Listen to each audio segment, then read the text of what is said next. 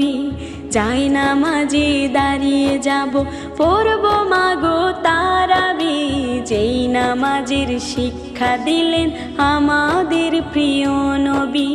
রোজ হাসরে ধন্য হব মহান প্রভুর দিদারে। সারা দিনের ক্লান্তি ভুলে সুখটা নেব ইফতারে।